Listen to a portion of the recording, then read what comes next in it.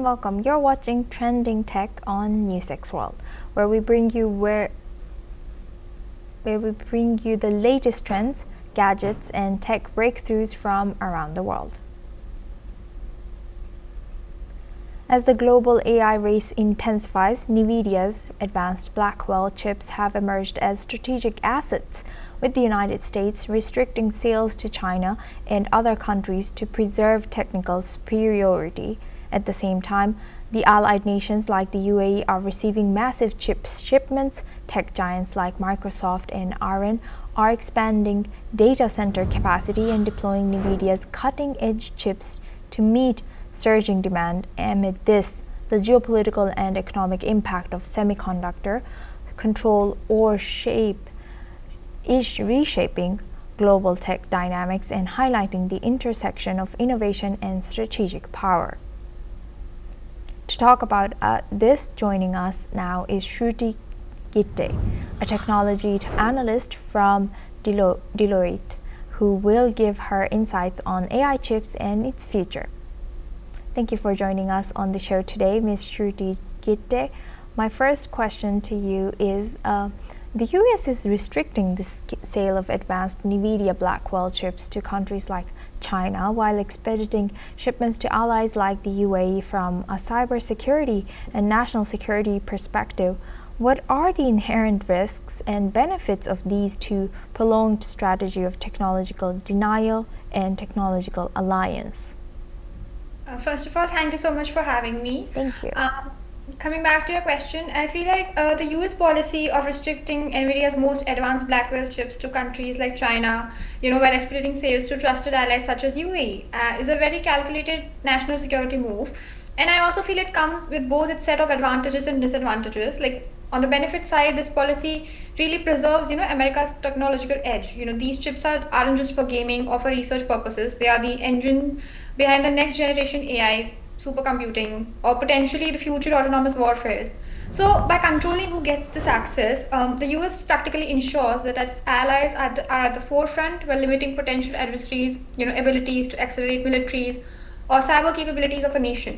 In a way, it's a diplomatic tool, a way of strengthening alliances, and by offering technology as a form of trust and partnership to these nations.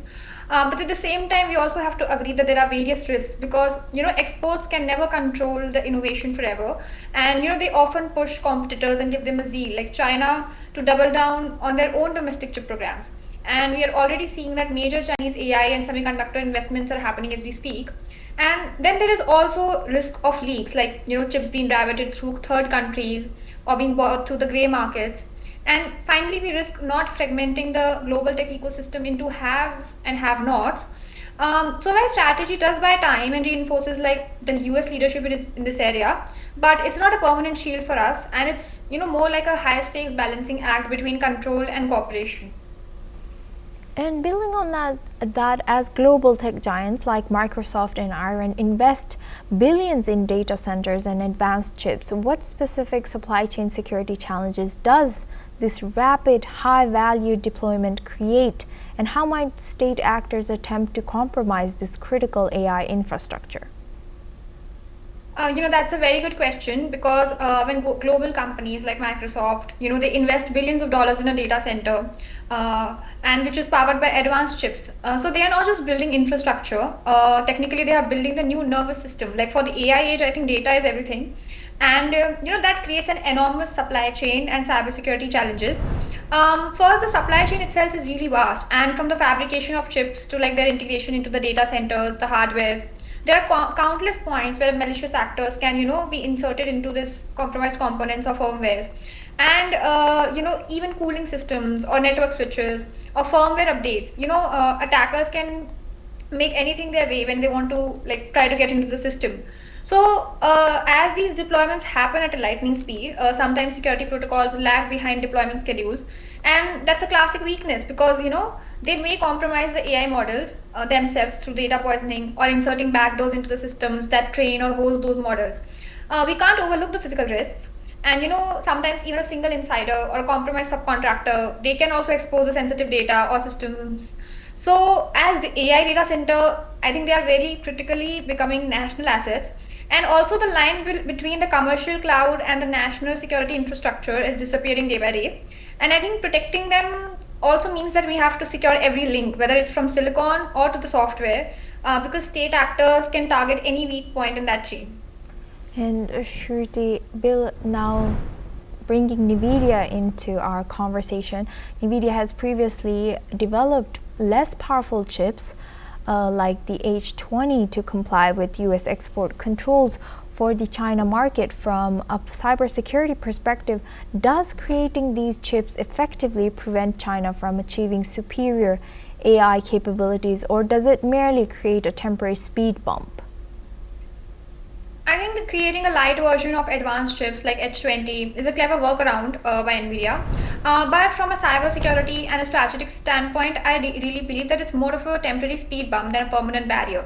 Also, limiting performance keeps China from training the very largest AI models in the short term.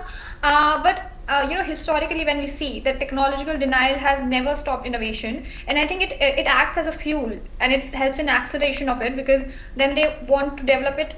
And we're already seeing Chinese firms racing to design their homegrown GPUs and neural processors to close that gap which they have right now.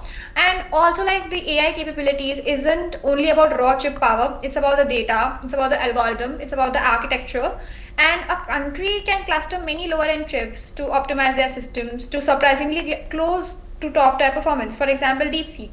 So, while the H20 strategy gives the US and its allies a temporary advantage, I don't think it's foolproof. And I feel the more you block, the more incentive you create for the parallel ecosystem. Because in cybersecurity terms, that means that the threat may not go away, but it just evolves in a different form and sometimes faster than expected. And NVIDIA's brand is built on innovation and global availability. So, do these sustained and increasingly tight export controls risk eroding trust in NVIDIA among potential international customers?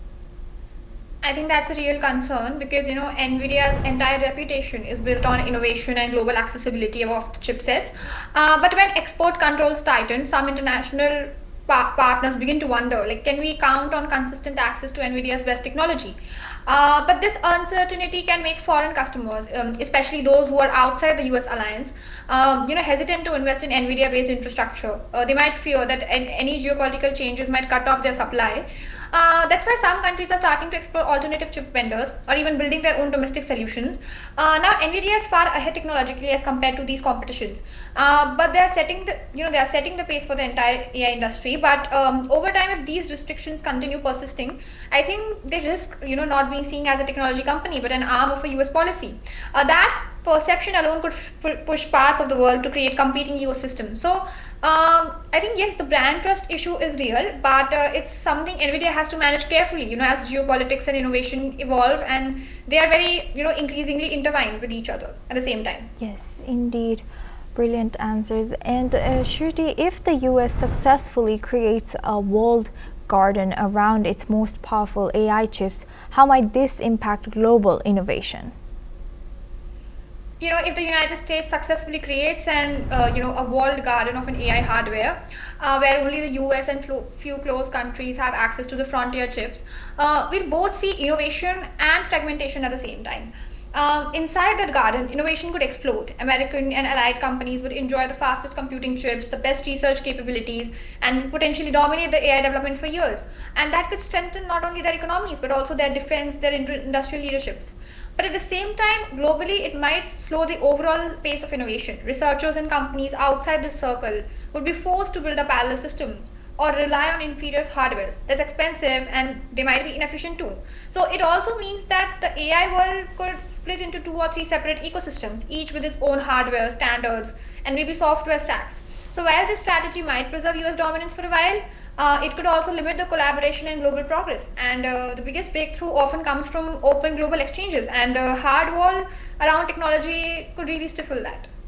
Right, and lastly, Shruti, how do these advanced AI chips capable of immensely powerful computing change the landscape of offensive and defensive cyber warfare? These new AI chips like NVIDIA's Blackwell are truly game changing in cyber warfare. And in the future, like they say, that the warfares are going to be technological. And Similarly, on the offensive side, they also allow attackers to automate and scale operations in a way we have never seen before. And imagine like there are AI systems that can deploy and write these malwares in real time, generate like realistic deep fakes for information, and thus spread disinformation about the same. So there are real risks. They can stimulate entire networks to find vulnerabilities faster than any human hacker could. So these technologies can be used defensively, but this kind of compute defenders can build AI models that can predict and neutralize attack before they even happen. So it has its both pros and cons, but we can run massive simulations in detecting anomalies at a network scale and automate cyber responses in milliseconds. So when we are entering in a new AI powered arms race where the side is with the best chips, the best models, and the most data that has upper hand, it's a shift from software versus software to compute versus compute. And the battle of cybersecurity is no longer just about the code, it's also about the power of processors behind it. Right. With that, I would like to thank Shruti Gitte for taking her time to be with us on Trending Tech. Thank you very much. We truly appreciate your valuable perspectives and expertise and sharing that with us. Thank you very much. With that, it's a wrap on this episode of the Trending Tech. More tech updates and innovations. Stay tuned on NewsX World.